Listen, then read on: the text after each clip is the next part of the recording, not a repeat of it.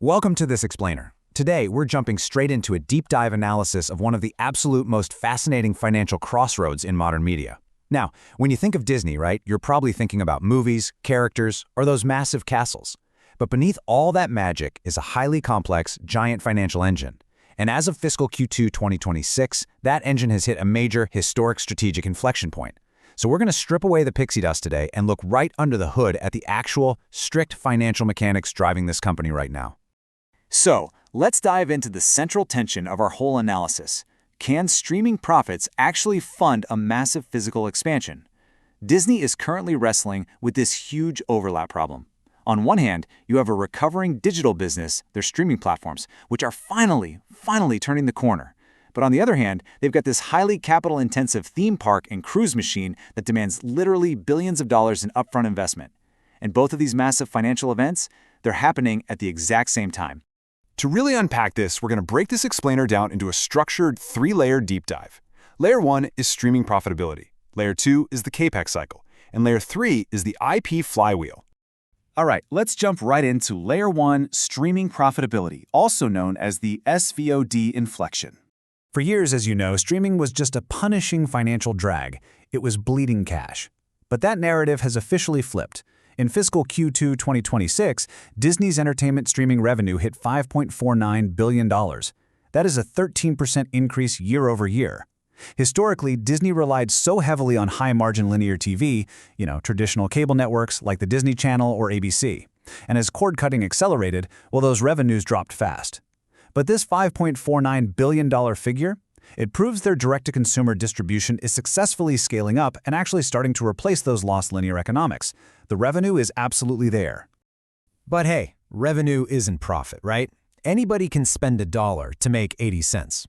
So I want you to remember this specific, absolutely crucial number, $582 million. That is Disney's Q2 streaming operating income. For anyone tracking the media landscape, this is huge.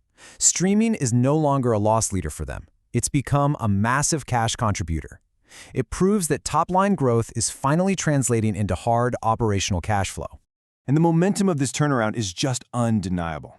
Just think about this. In Q2 of 2025, their operating income was $310 million. Fast forward just 12 months, and it skyrocketed to $582 million. That's an explosive 88% year-over-year growth. We aren't talking about some gradual, slow improvement here. This is a sharp, undeniable inflection point for their digital business. They are pulling all the right levers, hiking subscription prices, targeting ad revenue, and being incredibly disciplined with their content spending. Which brings us to the absolute holy grail of streaming metrics, the double-digit margin. During this exact same quarter, Disney reported its very first double-digit entertainment streaming operating margin, and they remain on track to deliver at least a 10% margin for the full fiscal 2026. Now, why does this matter to us? Because reaching that 10% margin is the exact psychological and financial threshold where Wall Street and institutional investors stop treating the direct-to-consumer model like this permanent liability and start valuing it as a durable, reliable profit pool. It's a real game changer. So let's take just a second to lock these core metrics in.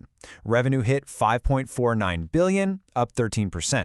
Operating income hit $582 million, up 88%. And they crossed that critical double-digit profit margin. The digital business has successfully navigated the most dangerous part of its transition. But this is only half the story. Moving on to Layer 2, the Capex cycle, or what we can call the experiences cash drain. So while the digital side is finally spinning off cash, the physical side is demanding it. Disney's experiences segment, so the theme parks, the resorts, the cruises, is actually their largest profit contributor.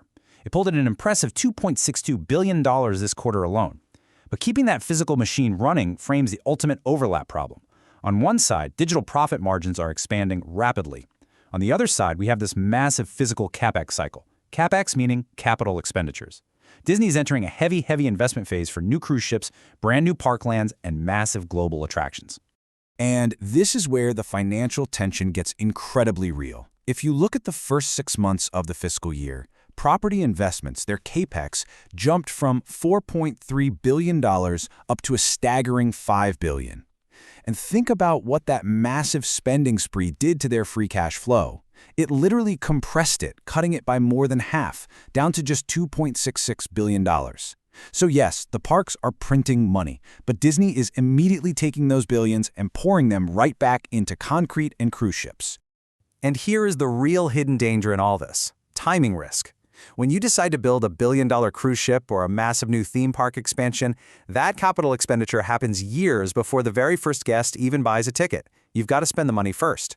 The risk is, if the overall economy cools down or consumer demand weakens while these massive projects are still under construction, Disney's free cash flow is going to compress even further. They are locked into the spending, but those future returns, they're never perfectly guaranteed. So just to recap Layer 2 quickly. The experiences segment is super healthy. Revenue is up 7% to almost $9.5 billion. It's their core profit engine, bringing in $2.62 billion. But because Capex increased to $5 billion, their free cash flow absolutely plummeted to $2.66 billion. The physical expansion machine is just relentlessly hungry for cash. And that leads us directly to our final layer, Layer 3, the IP Flywheel, or the engine blueprint. Okay, so to understand why Disney is willing to endure this massive overlap of heavy investments, we have to look at the underlying blueprint of the entire company.